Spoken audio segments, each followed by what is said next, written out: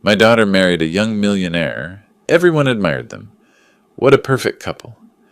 At the wedding, during our dance, she quietly slipped an envelope into my pocket and whispered, "Dad, please help me." Before we continue, please subscribe to the channel and let us know where you're listening in the comments.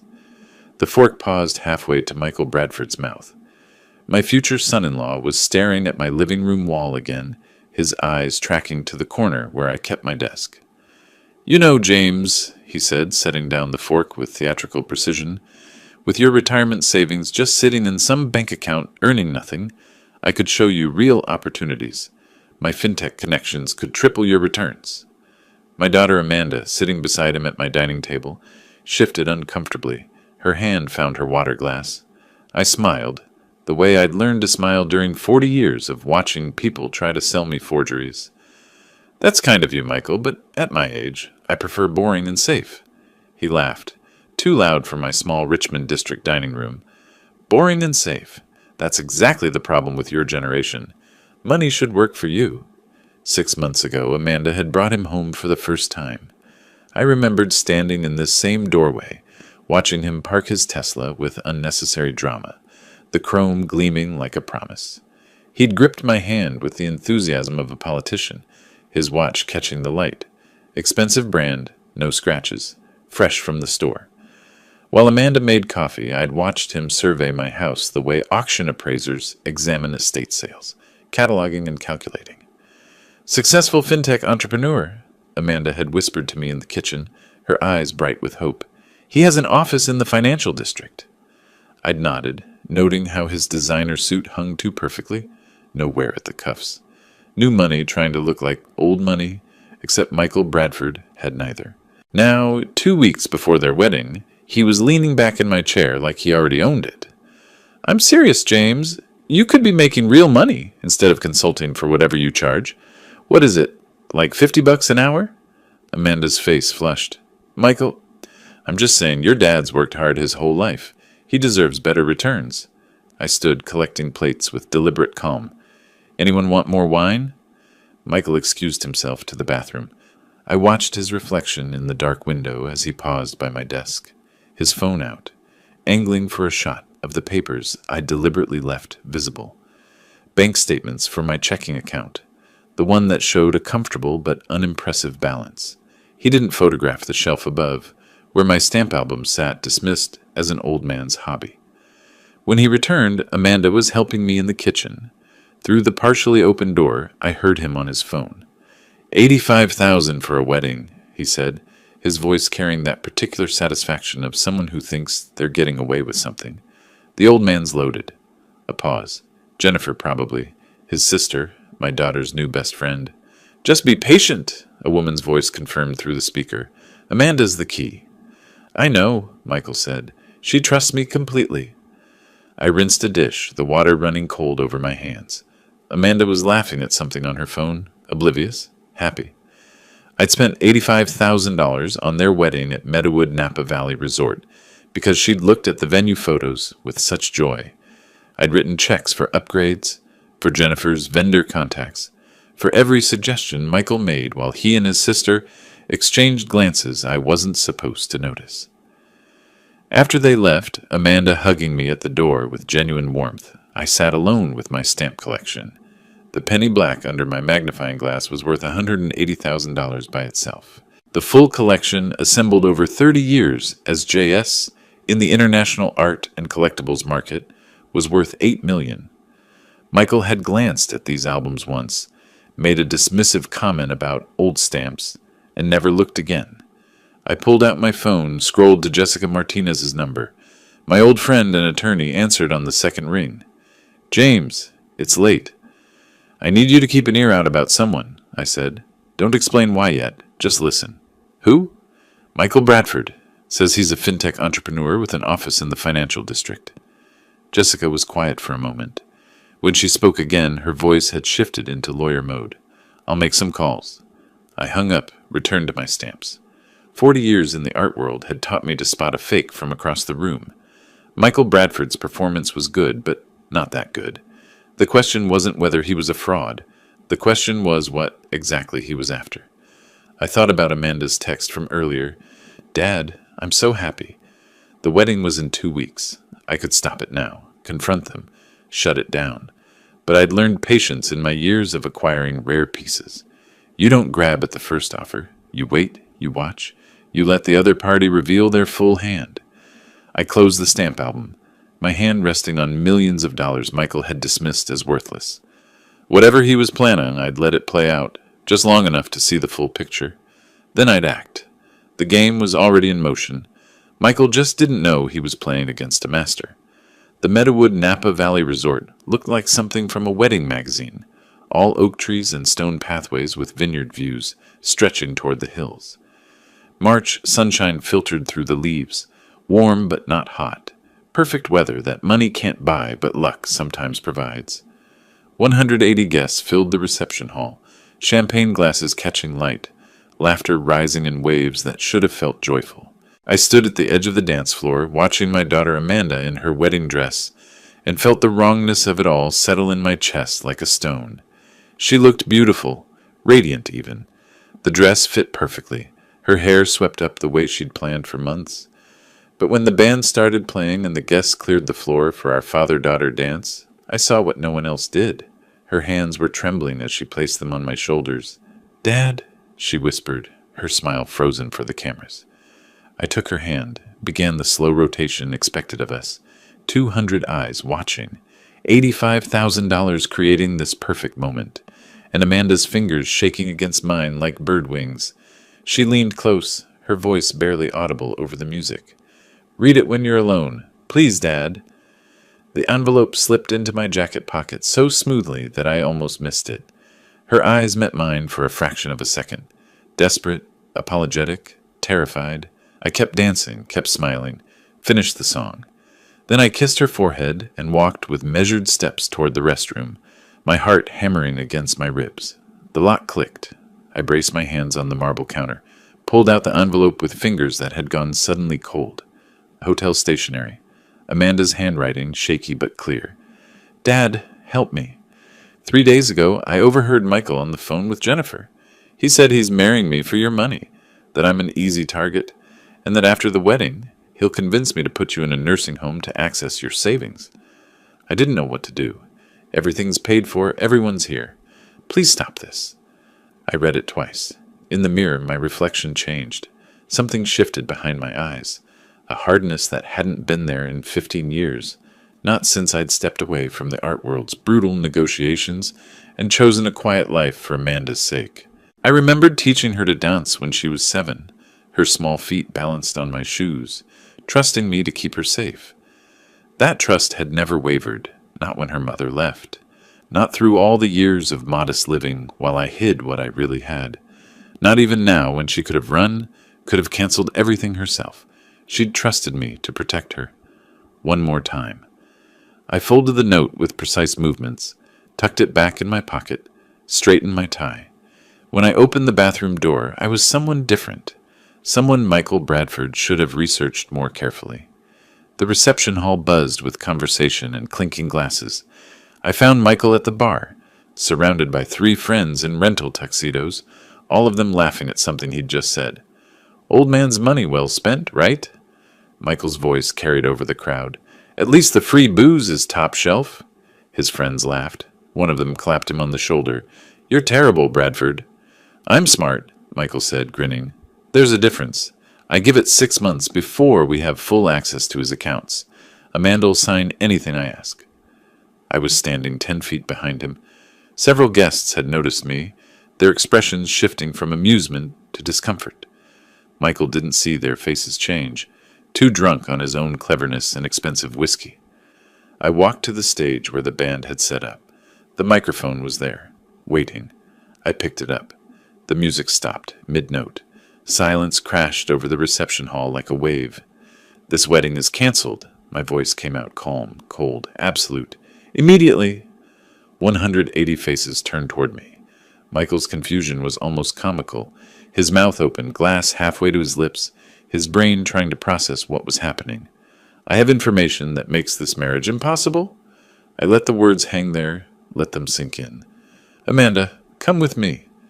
"Wait, what?" Michael's face drained of color. James, you can't just... I looked at him. Just looked. He stopped talking. Jennifer appeared beside her brother, her hand gripping his arm, her expression frozen in horror. She knew. Somehow she knew I'd found out. Amanda was already moving toward me, her dress rustling, tears streaming down her face. I extended my hand. She took it. We walked through 180 stunned guests. Phones were coming out now, cameras capturing everything. Michael's voice rose behind us, stammering protests that convinced no one. Amanda! Amanda! Wait! Your father's confused. He doesn't understand. Jennifer hissed something at him. Shut up. Don't make it worse. How could it be worse? He knows. Somehow, he knows. The parking lot air hit us cool and clean. I opened my car door for Amanda, looked back once at the resort entrance. Michael burst through, Jennifer trying to pull him back, guests spilling out with phones raised like witnesses at a crime scene. I drove away. In the rearview mirror, Michael on his knees on the pavement, Jennifer's horrified face, 180 people watching his world collapse. Amanda cried quietly in the passenger seat. I reached over, squeezed her hand. It's going to be okay, I said simply. But first, they need to understand they made a very serious mistake. The car turned onto the highway, leaving Napa Valley behind. I woke at 5 the next morning, my bedroom still dark. Amanda was asleep down the hall in her childhood room, the one I'd kept exactly as she'd left it when she moved out at 25. I made coffee in the quiet kitchen, the ritual movements automatic, while my mind cataloged what needed to happen next. Michael Bradford had tried to con my daughter, had planned to institutionalize me. The wedding had cost me $85,000 I'd never see again. I sat at my desk, pulled out Amanda's note from yesterday, read it one more time. The paper trembled slightly in my hand, not from fear, from controlled fury that needed direction, needed purpose. I texted my attorney and old friend, Jessica Martinez. Need to see you. This morning. Urgent. Her response came within 2 minutes. My office, 9 a.m. Jessica's law firm occupied the 15th floor of a building on Montgomery Street in the financial district. I'd known her for 30 years since she was a junior associate, and I was building my art collection under a pseudonym. She'd helped me structure my anonymity when I decided to step back from that world, to live quietly for Amanda's sake. Her corner office overlooked the bay, morning light turning the water silver. She stood when I entered, her expression already serious. Jessica had excellent instincts for reading emergencies. I handed her Amanda's note without preamble. She read it twice, her jaw tightening. Elder financial abuse. That's a felony in California. But we need evidence beyond this note. We need to know who we're dealing with. That's why I'm here. I need everything on Michael Bradford and his sister Jennifer. Jessica pulled out a legal pad, started writing. I'll start with public records, civil cases, credit reports where accessible. But James, if this goes legal, there are protective measures we should implement immediately, for you and for Amanda, whatever it takes. She looked at me and I saw recognition in her eyes. She remembered who I really was, what I was really worth. They picked the wrong target. Yes, I said. They did. That afternoon, I walked next door to my neighbor Bob Chen's house. Bob was 70, retired from the San Francisco Chronicle after 40 years of investigative journalism. We played chess every Wednesday evening, had for the past decade. He answered the door in his usual cardigan, reading glasses hanging from a chain around his neck. James, you look terrible. Can I come in? Over tea in his cluttered living room, books everywhere, old newspapers stacked in corners, I told him everything. Not about my hidden wealth, just the basics. Michael had tried to con Amanda, planned to manipulate her into putting me in a nursing home. The wedding disaster. Bob's reporter instincts activated immediately. His eyes sharpened, his posture straightened. Give me 3 days. If there's dirt, I'll find it. Bob, I can't pay... He waved me off. You think I'd charge for this? Some punk tries to institutionalize my chess partner? I still have sources everywhere. Courthouse contacts, financial records access. This is what I do.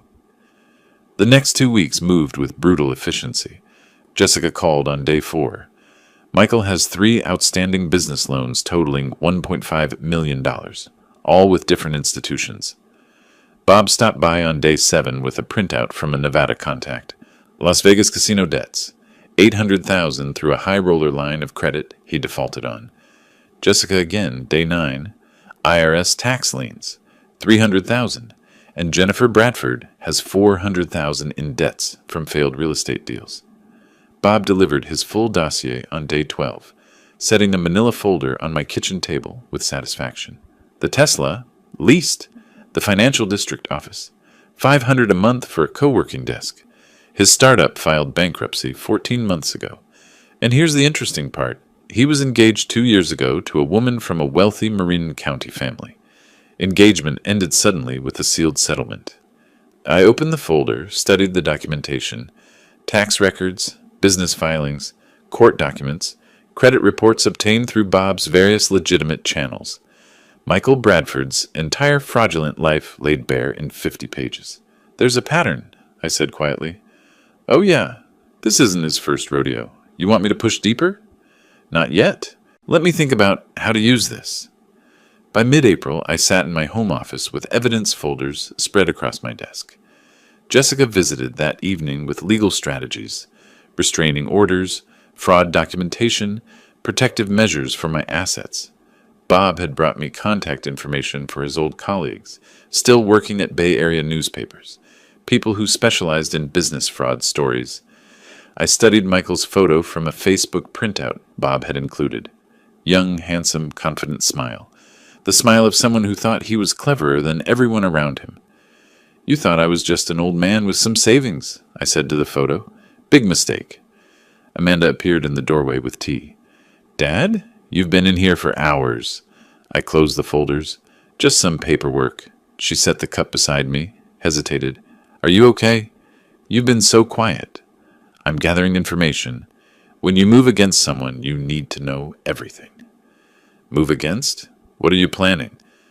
I looked at my daughter, 33 years old, a school teacher, kind and trusting and hurt by someone who'd used those qualities against her. Justice, I said simply. He tried to use you, tried to cage me. That requires consequences, but first, I need the full picture. She nodded slowly, kissed the top of my head, left me to my work. I opened my laptop, pulled up an email I'd drafted earlier. Richard Preston, VP at Wells Fargo, someone I'd helped years ago authenticate a disputed Rothko for the bank's art holdings. Time to cash in that favor. I typed carefully. Richard, hope you're well. Wondering if you might review some concerning information about potentially fraudulent loan documentation. I attached a file Bob had prepared. Just facts. No accusations. Sent it. My phone buzzed. Michael's number, another attempt to call Amanda. I watched it ring through to voicemail. Let him wonder, let him worry. The trap was set. Tomorrow, the first piece would fall. 4 days into our investigation period, my doorbell rang at 10 in the morning. I checked the camera feed on my phone. Michael Bradford stood on my porch with grocery store flowers, the cheap kind wrapped in cellophane, not the expensive arrangements he'd brought when he was courting Amanda. I opened the door but didn't invite him in. James, his smile looked rehearsed, I think there's been a terrible misunderstanding. Whatever you heard, whatever Amanda said, we can work this out. I love your daughter. No misunderstanding, I said, my voice flat and cold. No workout. No second chances. Don't come back. I closed the door. Through the window, I watched him stand there for a full minute, his face cycling through confusion, anger, calculation. He was sweating despite the cool morning. His clothes looked cheaper, too, the designer labels replaced with department store brands. The pressure was already showing. April 15th arrived with perfect irony. Tax day fitting for a man with $300,000 in IRS liens. Richard Preston at Wells Fargo had reviewed my concerning information and made discreet inquiries to the 3 lending institutions that had given Michael his startup loans. All 3 discovered simultaneously that Michael's loan applications contained fabricated income statements and forged tax documents. 3 certified letters hit Michael's mailbox at once. I wasn't there to see it, but Bob's source at one of the banks described the phone calls that followed. Michael's voice rising from confusion to panic, demanding to speak with supervisors, insisting there must be mistakes. There were no mistakes. Just $2.3 million in loans being called immediately, 30-day deadline, or face legal action and bankruptcy proceedings. Michael called Jennifer from the bank's parking lot. Bob's contact heard him shouting into his phone through the glass doors. That evening, Jennifer showed up at my door. I didn't answer, just watched through the camera as she rang the bell repeatedly, finally leaving a handwritten note wedged in the doorframe. "We need to talk about Amanda's future. This is between adults." I tore it in half, threw it away. The next day, an anonymous tip reached Bob's old colleague at the SF Bay Observer's business section. Just information about concerning patterns in local startup financing and authorities reviewing potentially fraudulent loan applications in the fintech sector. Vague enough to be legal, specific enough that people in Michael's circle connected the dots. His scheduled meeting with a potential investor got canceled via text. His co-working space manager sent an email reviewing lease agreements due to member complaints. The Tesla leasing company sent a late payment notice. His automatic payment had bounced. Everything was closing in. I maintained my normal routine. Morning walks through Golden Gate Park. Chess with Bob on Wednesday evening. Cooking dinner for Amanda, who was slowly recovering her equilibrium. Bob dropped by on Saturday with updates, speaking quietly while Amanda was in the shower. "Your friend's startup office? They asked him to vacate. Too many complaints from other members about his business practices." "Word travels fast in small business communities," I said, "especially when someone makes sure it travels." Bob's eyes twinkled. "You want me to push harder?" "No. Let it develop naturally. Desperation makes people careless. He'll make mistakes." That evening, Amanda and I sat at the kitchen table with tea. She'd been quiet all day, staring at her phone occasionally, like she expected it to ring. "Michael came by last week, didn't he?" she asked. "The doorbell camera recorded something." "He did. I sent him away." "How do you feel about that?" She was quiet for a moment. "Relieved. Also sad. I really thought—" She shook her head. "But I heard what he said to Jennifer. I know what he planned." I reached across the table, squeezed her hand. "You were kind. He took advantage. That's on him, not you. Remember that." Meanwhile, across the city, Michael and Jennifer were spiraling. Bob had a contact in Michael's apartment building, a maintenance worker who occasionally overheard conversations through thin walls. Michael pacing his living room at midnight, Jennifer's voice sharp with stress, calculator out, bills spread across his table showing impossible math. 3 separate institutions, Jennifer had said. Same day? Someone made this happen? Who? The old man? Michael's laugh was brittle. He's a retired consultant living in Richmond. What power does he have? What do we actually know about him? I researched him. Public records show a modest pension, Social Security, small consulting income. He lives in a house worth maybe $800,000. He's nobody. But doubt was creeping in. I could feel it, the way you feel weather changing. They decided to fight back, to sue me for emotional damages from the canceled wedding. Jennifer's idea, probably. She was slightly smarter than her brother. He'll settle to avoid publicity, she'd said. We get something, pay down the debts. Michael had agreed immediately. Yeah, he's old. He'll cave. Fatal miscalculation. The email from Jessica Martinez arrived on a Tuesday evening. They're suing you. I opened the attachment. Michael Bradford was seeking $500,000 in emotional damages and lost wages from the canceled wedding. Jennifer had added her own claim for $100,000 in lost wedding planning fees and reputation damage. I started laughing, actually laughing, a sound that felt strange after weeks of controlled tension. Amanda appeared in the doorway of my office, worried. Dad? I looked up, wiping my eyes. They just made the biggest mistake of their lives. They're taking me to court. Her face fell. That's not funny. Don't worry. I was still smiling. They brought a knife to a gunfight, and they don't even know I'm armed. I forwarded the lawsuit to Jessica with one line. Time to show them who they're dealing with. Her response came immediately. Finally, I've been waiting for this. I closed my laptop, looked around my modest office, the Keith Haring print on the wall. Amanda thought it was a poster, didn't know it was an original worth more than Michael's entire claim damages. My stamp collection and albums on the shelf, 8 million in philatelic rarities, disguised as an old man's hobby. Tomorrow, The real fight would begin, and Michael Bradford had absolutely no idea what was coming. Amanda had been living with me for nearly a month. She moved through my house like a ghost, quiet and withdrawn, processing everything that had happened. I gave her space, cooked meals she barely touched, and waited. One evening she sat across from me at the dining table. The sun was setting through the Richmond district fog, casting everything in gray-blue light. "Dad," she said quietly, "do you want to know exactly what I heard? The full conversation?" I set down my tea. "Only if you're ready to tell me." She nodded, her hands wrapped around her own cup like she was cold. "I need to say it out loud. I need you to understand why I couldn't go through with it." "I'm listening." She took a breath. 3 days before the wedding, I was at Michael's apartment. We were finalizing last-minute details. Seating charts, timeline stuff. I went to shower. Her voice dropped. Michael thought I couldn't hear him. He was on speakerphone with Jennifer. I heard everything through the bathroom door. I stayed very still. He said, "The old fool spent 85 grand on this wedding. Can you imagine how much more he's sitting on?" Amanda's voice cracked slightly. "He called you a fool, Dad." "Let him," I said quietly. "Fools are underestimated. That works in my favor," she continued, the words coming faster now, like she needed to expel them. "Jennifer asked if you'd just hand over money." Michael laughed. He said, "Not directly, but Amanda will. After the wedding, I convince her that Daddy's getting too old to live alone. Memory issues, safety concerns, you know the script. Nursing home, full financial guardianship through Amanda. She loves me. She'll sign anything I ask. Access to his accounts. Done." My jaw tightened, but I didn't interrupt. Jennifer asked what if you fought it.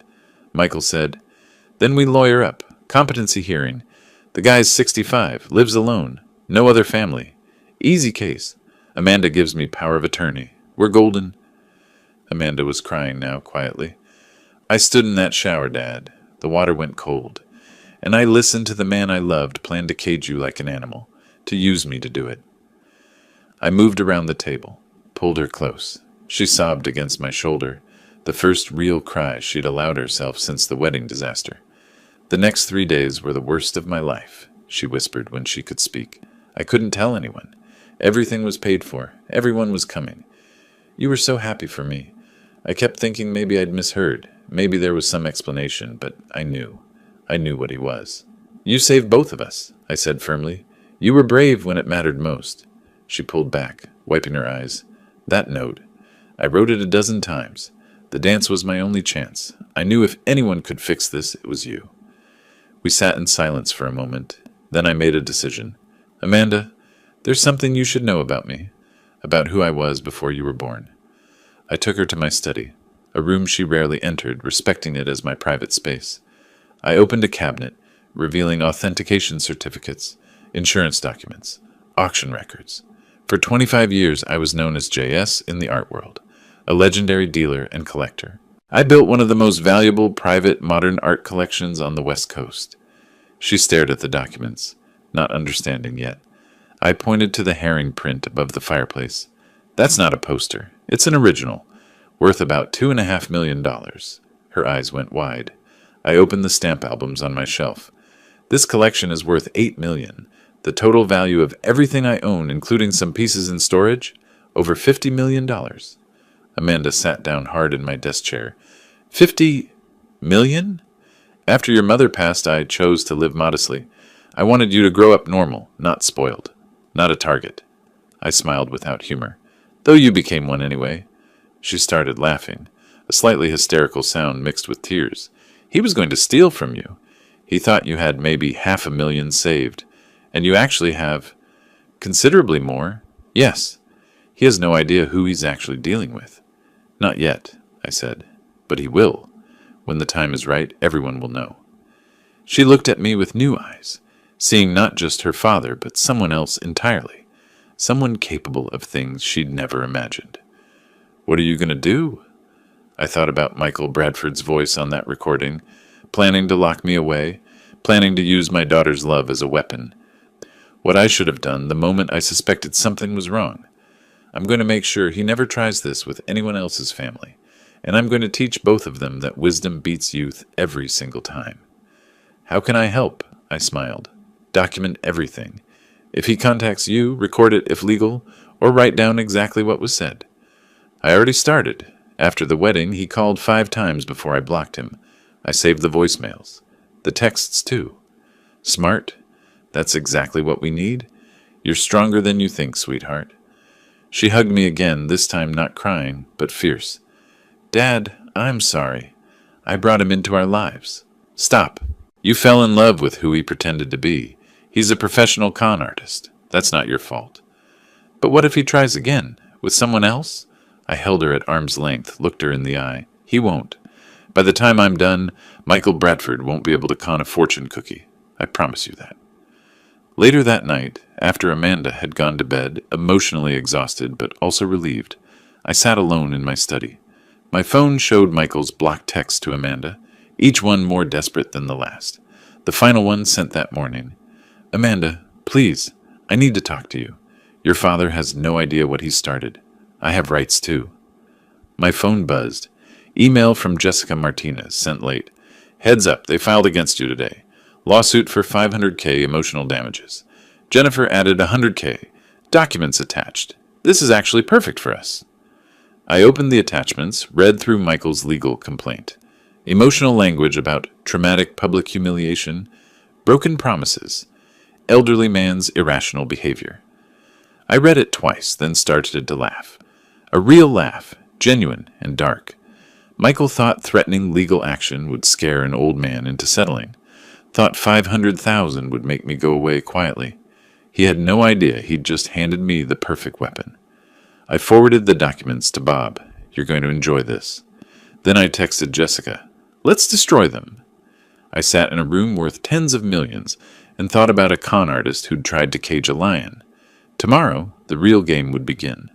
The process server arrived during breakfast. Official documents, thick envelope, Superior Court of California seal. Michael Bradford versus James Smith.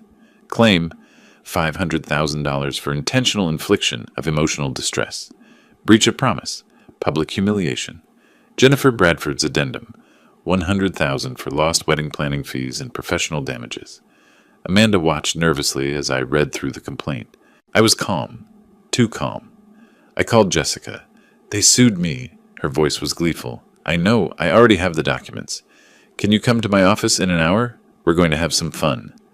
At Morrison & Associates, Jessica's conference room overlooked the financial district, glass and steel towers stretching toward the bay.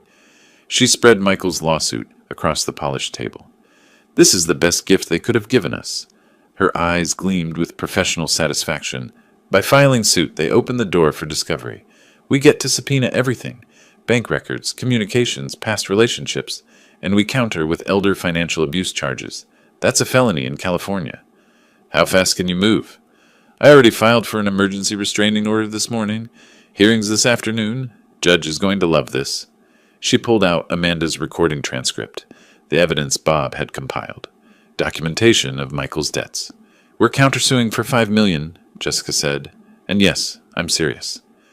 That seems California Welfare and Institutions Code 15610. 30. Elder financial abuse. Targeting someone 65 or older. Penalties include criminal charges, civil damages up to 3 times actual harm, plus attorney fees. You're 65.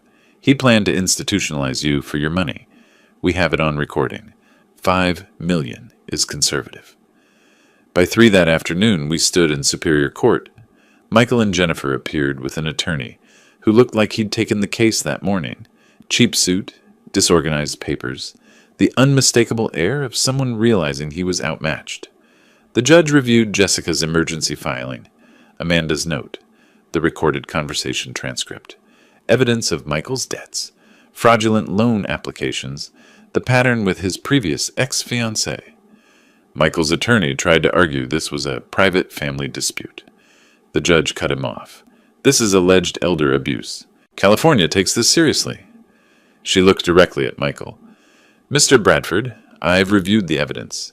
Your alleged plan to institutionalize Mr. Smith to access his assets is deeply concerning. Michael's attorney stammered, Your Honor, that's taken out of context. Counselor, I have a recording transcript. Nursing home, full financial guardianship, access to his accounts. What context makes that acceptable? Silence. That's what I thought. Jessica stood, presented our countersuit. Fraud. Attempted financial abuse of an elder. Intentional infliction of emotional distress. Conspiracy. 5 million in damages. Plus immediate restraining order. 100 yards minimum distance from James Smith and Amanda Smith. Michael's face drained of color. Jennifer looked like she might be sick. The judge ruled from the bench. Mr. Bradford, Ms. Bradford, I'm granting a temporary restraining order, effective immediately. You are not to contact, approach within 100 yards, or communicate in any way with James Smith or Amanda Smith pending full hearing. This includes phone, email, text, social media, or third-party contact. Violation will result in immediate arrest. She looked down at her papers. Furthermore, I'm scheduling a preliminary hearing on the countersuit for May 15th. Mr. Bradford, given the evidence presented, I strongly advise you to secure competent legal counsel. This is serious. Michael tried to speak. I'm done, Mr. Bradford. Next case. Jessica and I stood. Michael and Jennifer remained seated, stunned. Their attorney was frantically taking notes, finally understanding how badly this had gone. Outside the courthouse, spring sunshine harsh after the dim courtroom, we walked toward Jessica's car. Michael and Jennifer emerged moments later, standing on the courthouse steps, exactly 100 yards away by law. I could see them clearly. Michael was on his phone, probably calling other attorneys. Jennifer was crying, the first time I'd seen her crack. I leaned on my walking stick. I didn't need it, but it emphasized my age nicely. Then I turned, looked directly at them across the plaza, made eye contact with Michael, raised one hand in a small, cold wave, then smiled. Michael saw it. Our eyes met across the distance. In that moment, something shifted in his expression. Recognition. Fear. The beginning of understanding that he wasn't fighting a scared old man, but someone who'd planned for this, who'd wanted this. I turned away, said something quiet to Jessica. She laughed. We walked to her car. Behind us, Michael and Jennifer stood frozen on the courthouse steps, beginning to understand they were in a fight they couldn't win. In the car, Jessica was already planning. May 15th, 10 days. They need to find a real attorney, which costs money they don't have. Meanwhile, the restraining order keeps them away from you and Amanda, and I'm sending everything to the district attorney tomorrow. Will they fight or fold? Michael's ego says fight. His empty bank account says fold. Either way, we win. That evening, Bob called. The courthouse filing is public. I have friends at the Chronicle who might be interested in a story about elder financial abuse attempts. Want me to plant seeds? Not yet. Let Michael make the next mistake first. He will. Desperation guarantees it. After hanging up, I sat with my stamp collection, examined a rare Victorian-era stamp worth $150,000 through my magnifying glass. Steady hands, clear mind. Michael and Jennifer were beginning to realize they'd picked a fight with someone who had patience, resources, and nothing to lose. The restraining order meant they couldn't get close. The countersuit meant they were bleeding money they didn't have. The court date on May 15th meant they had 10 days to figure out an impossible situation. I placed the stamp carefully in its protective case. I'd built this collection over decades through patience and precision. Taking apart Michael Bradford's life would require the same skills, and I had plenty of time. Michael, on the other hand, had 10 days before everything collapsed. The clock was ticking, and I was watching every second. 3 days after the court hearing, Bob Chen's column appeared in the SF Bay Observer. The headline read, "Elder Financial Abuse, a Growing Threat in San Francisco." He didn't name Michael or Jennifer directly, but he described a recent case involving a 35-year-old entrepreneur who allegedly planned to institutionalize his fiance's 65-year-old father to access retirement savings. The details were specific: canceled wedding at Meadowood, court documents, restraining order. Anyone in their social circle would recognize the story. Within 48 hours, the article had been shared across local social media 700 times. Michael's remaining business contacts saw it. Jennifer's real estate clients saw it. The Whisper campaign became a roar. They're finished socially, Bob told me over chess that Wednesday. My sources say Jennifer's under investigation by the California Department of Real Estate. Michael got evicted from his co-working space. I moved my night, considering, what about the bankruptcy? Creditors filed for Chapter 7 proceedings the day after the May 15th deadline passed. Everything they have, which isn't much, gets liquidated. Bob captured my bishop. Tesla was repossessed last week. Michael had to Uber to his bankruptcy attorney consultation. Couldn't afford the retainer. The dominoes were falling exactly as I'd planned. 2 weeks later, I stood in the DeYoung Museum in Golden Gate Park, surrounded by San Francisco society at its finest. The charity auction for the Elder Financial Protection Fund had drawn tech executives, old money families, philanthropists who shaped the city's cultural landscape. I'd helped organize it through my Art World connections, still not revealing I was JS, just a concerned donor who'd learned about this issue recently. My contribution, an early Banksy print, authenticated, valued at $800,000. Amanda stood beside me, elegant in a simple black dress. She'd been healing over the past weeks, growing stronger. Tonight, she held her head high.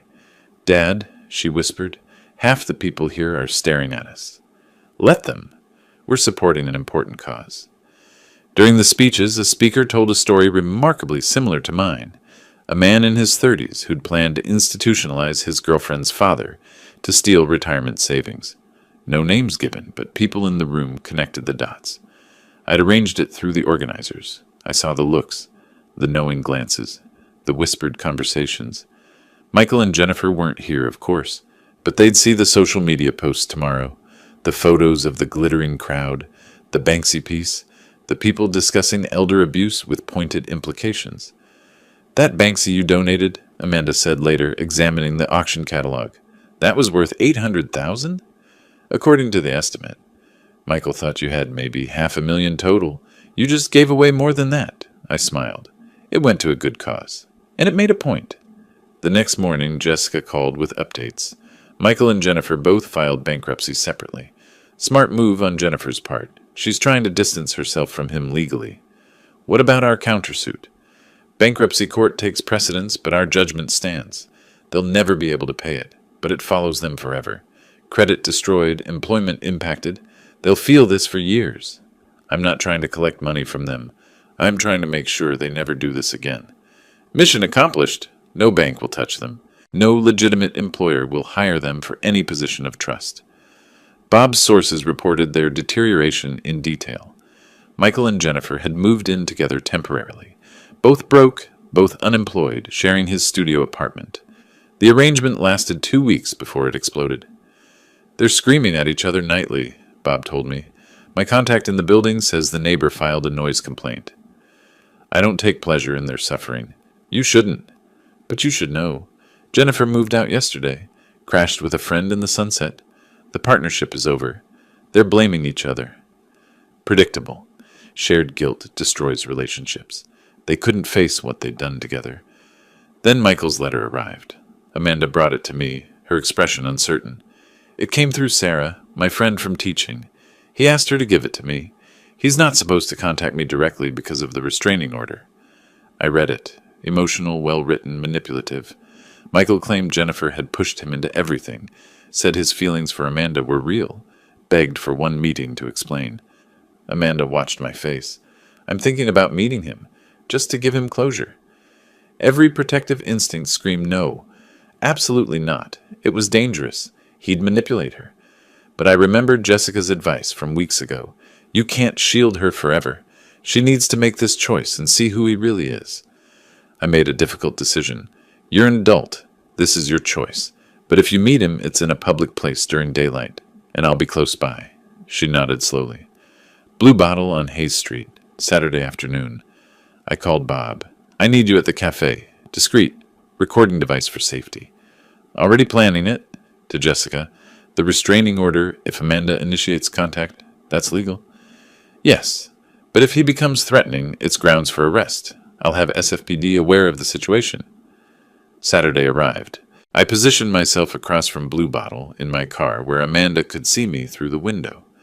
Bob sat inside at a corner table with a newspaper and discreet recording equipment. We'd arranged a signal, If Amanda placed her coffee cup at the edge of the table, I'd enter immediately.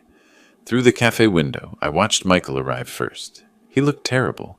Unshaven, worn clothes, hollow-eyed. When Amanda walked in, he stood with what appeared to be genuine tears. I couldn't hear the conversation. Could only watch body language. Wait. Trust my daughter's strength. 15 minutes passed. 20. Then Amanda stood abruptly, placed her cup at the table's edge. I was out of the car and crossing the street before she reached the door. She walked straight to me, her expression clear and resolved. Not crying, not shaken, clear-eyed. We got in the car, sat in silence. Finally, she spoke. You were right, about all of it. He asked me to get money from you. Even now, broke and desperate, it was about money. I took her hand. I'm sorry you had to see it. I'm not sorry. I needed to see it myself. Now I know. Bob called as we drove home. Got everything on audio. He violated the restraining order spirit by trying to use her to reach you, and he admitted hearing rumors about your wealth. That evening, Jessica called. The DA is filing charges. Tax fraud, loan fraud, attempted elder financial abuse. They want you to testify. Preliminary hearing in 3 weeks. Will I have to explain my resources? If Michael's attorney tries to claim you're exaggerating? Yes. This is when the JS reveal happens. Your choice? Amanda was listening. She nodded at me. Do it, Dad. Let everyone know who you really are. You've hidden long enough, I decided. I'll testify. Fully. Let them know who JS is. Jessica paused. It'll make news. Your art world reputation will go public. Good. Maybe another young con artist will think twice before targeting someone they assume is weak because of age. After the call, I sat in my study surrounded by my hidden treasures. Basquiat, Haring, Banksy, rare stamps worth millions. For 15 years, I'd hidden this to protect Amanda. Now, revealing it would protect others. The testimony would be my final move, not from shadows, but in full light. Amanda arrived at Blue Bottle Cafe on Hayes Street at 2 p.m. Michael was already there, transformed from the polished entrepreneur who'd once courted her. Unshaven, clothes that hung loose on his frame, dark circles carved beneath his eyes like bruises. He stood when she entered. Tears, real or performed, filled his eyes. Amanda, thank you for giving me this chance. She sat, her posture guarded. Bob Chen was 2 tables away, absorbed in his newspaper, the recording device active in his jacket pocket. Through the window, she could see her father's car parked across the street, exactly where he'd promised. Michael launched into his prepared speech. I've had time to think, what I did, what I became. His voice cracked authentically. Jennifer, she pushed so hard. She's always been about money, status. I got caught up in her plans. But my feelings for you were real. Are real. He reached for her hand across the table. She didn't pull away immediately, but didn't return the gesture either. Michael, I heard what you said to Jennifer. The nursing home plan. Using me to control my father. How do you explain that? He'd rehearsed this answer. I was performing for her.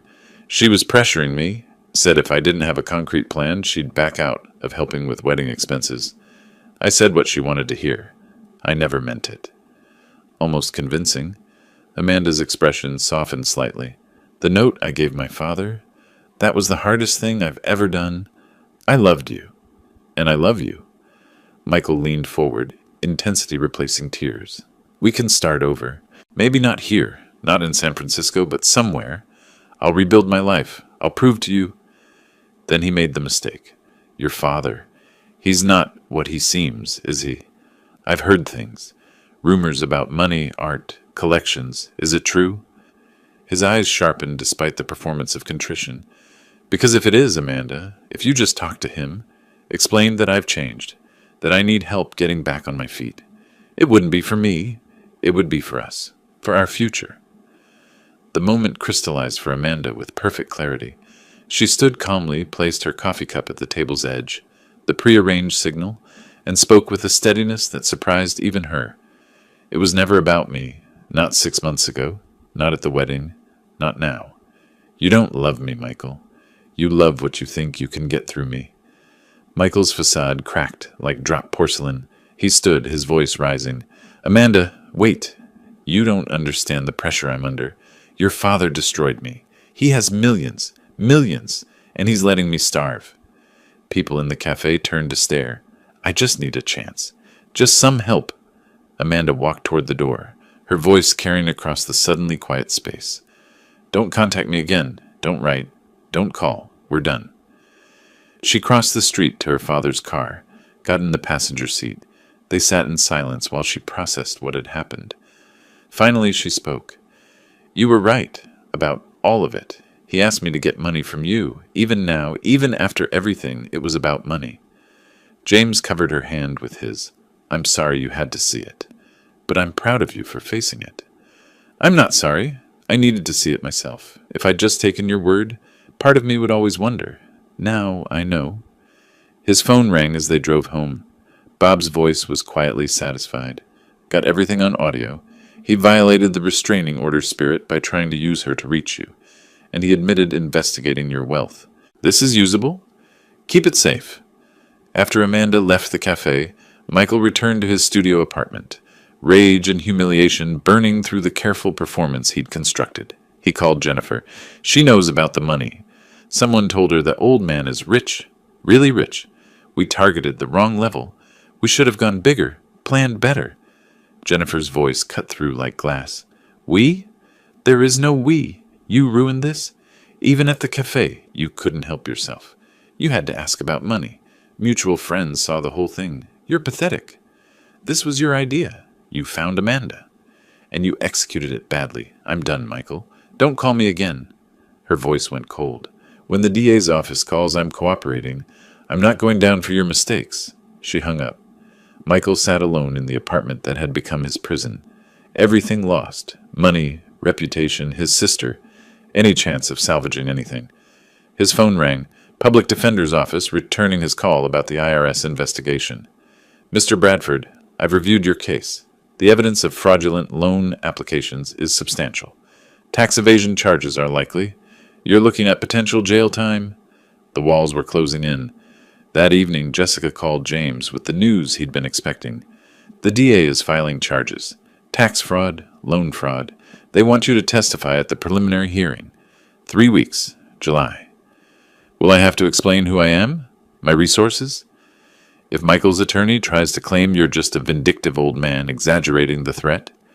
Yes, you'll need to establish your actual financial status and why his plan was credible. Jessica paused. This is when the JS reveal happens, James. In court, on the record. Your choice. Do it, or I can try to keep it sealed. James looked at Amanda, who'd been listening. She nodded firmly. Do it, Dad. Let everyone know who you really are. You've hidden long enough. Michael thought you were nobody. Show him. Show everyone the truth. James made his decision. I'll testify. Fully. Let them know who JS is. I'm done hiding. It'll make news, Jessica warned. Chronicle will cover the hearing. Your art world reputation will go public. Good. Maybe it'll help someone else. Maybe another young con artist will think twice before targeting someone they assume is weak because of age. After the call, James sat in his study, surrounded by the collection he'd built over decades. Basquiat on one wall, Haring above the fireplace, rare stamps and protective albums, each one a treasure he'd hunted and acquired with patience and precision. For 15 years, he'd hidden this world to give Amanda a normal childhood. Now, revealing it would serve a greater purpose, protection for others, a warning to predators who saw age as weakness. The testimony would be his final move, not from the shadows where he'd operated as JS for so many years, but in full light, claiming his identity and his power. Michael Bradford had tried to cage a lion, thinking he'd found a helpless old man. In 3 weeks, in a courtroom, James would show him exactly what kind of predator he'd awakened. The game was almost over, and James held all the pieces. The bankruptcy hearing was routine until Michael saw me in the gallery. He was sitting at the defendant's table while the trustee reviewed his Chapter 7 filing. $2.3 million in debts. Assets. A laptop, some clothes, nothing of value. The fraudulent loan applications were being examined when Michael noticed me sitting 3 rows back. He stood suddenly, his chair scraping loud in the quiet courtroom. This is his fault. His voice cracked with desperation. That old man destroyed my life. He canceled my wedding, turned my fiancée against me, called my creditors, ruined my reputation, all because he's a bitter, lonely pensioner who couldn't stand to lose his daughter. The judge, a woman in her 50s with steel-gray hair, called for order. Jessica stood smoothly. Your Honor, Mr. Bradford is making serious allegations. Perhaps Mr. Smith should be allowed to respond and clarify his actual circumstances.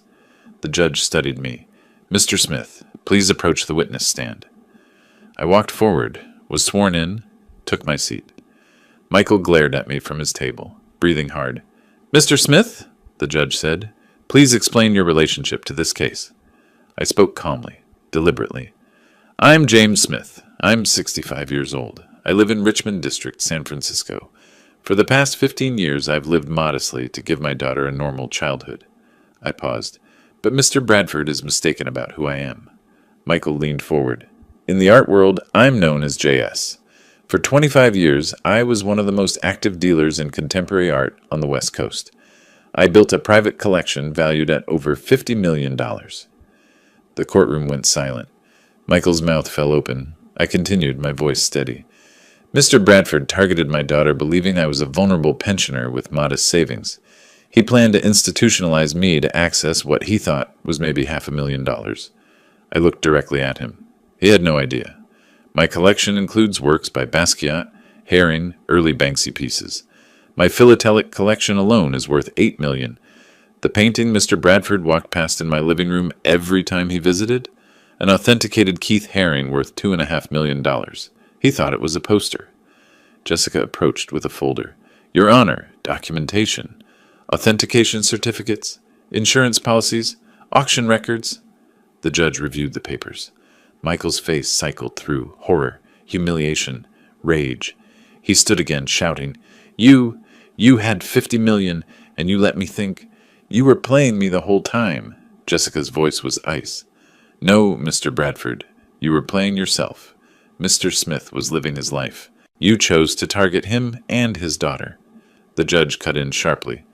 Mr. Bradford, sit down. The court recognizes that Mr. Smith had every right to protect himself and his daughter from your scheme. The evidence of your fraudulent intent is overwhelming. I added one final statement. I lived modestly by choice, to protect my daughter from people like you. Turns out, even modesty wasn't enough protection. But I'm done hiding now.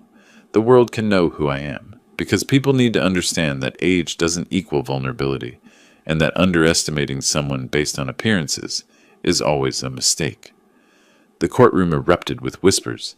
Court reporters were typing frantically. Someone in the back was texting. By evening, the San Francisco Chronicle had the full story. Mystery collector J.S. revealed as James Smith, art world legend, foiled fortune hunter's plot. The article was comprehensive.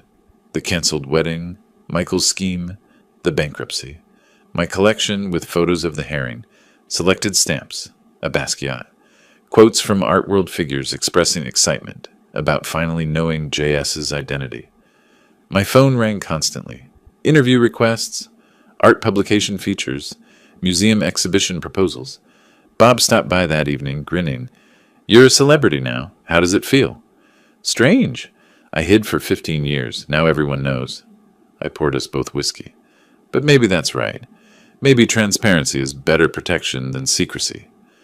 Amanda read the online comments aloud. They're calling you a protective genius, and Michael perhaps the most incompetent con artist in San Francisco history. I smiled slightly. A week later, Jessica called with the final details. Michael accepted a plea deal, 18 months federal prison for tax fraud. He'll be sentenced next week. Jennifer's bankruptcy is final. She lost everything. It's over then. It's over. You won, James. I looked at Amanda, who was sketching in her journal, something she hadn't done in months, a sign she was healing. No, I said quietly. It's not over. It's beginning.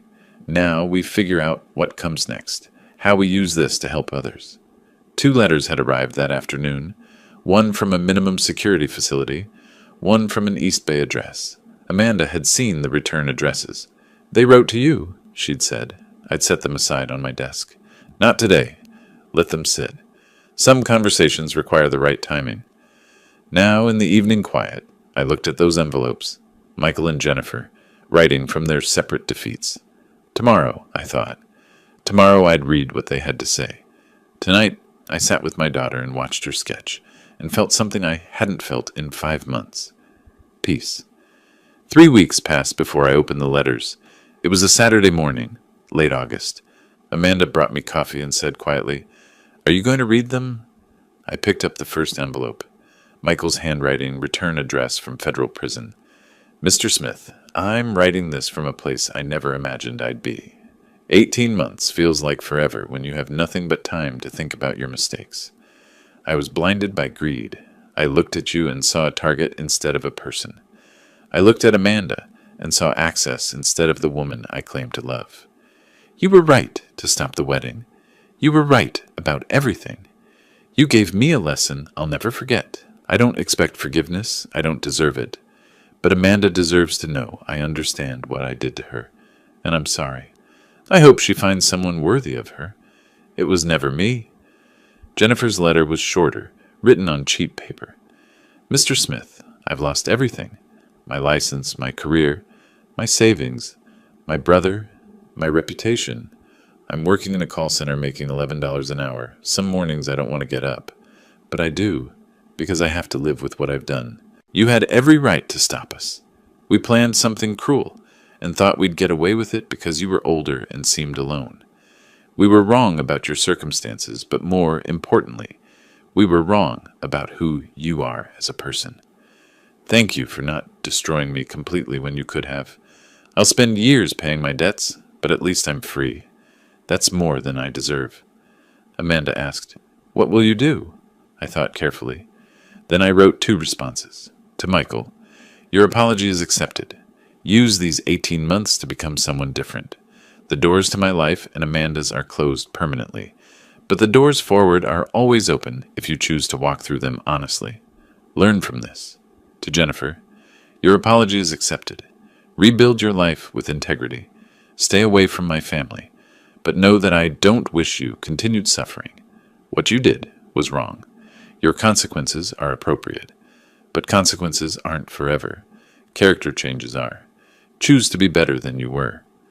I signed both simply James Smith. Amanda read them. "You're not forgiving them exactly. I'm releasing them.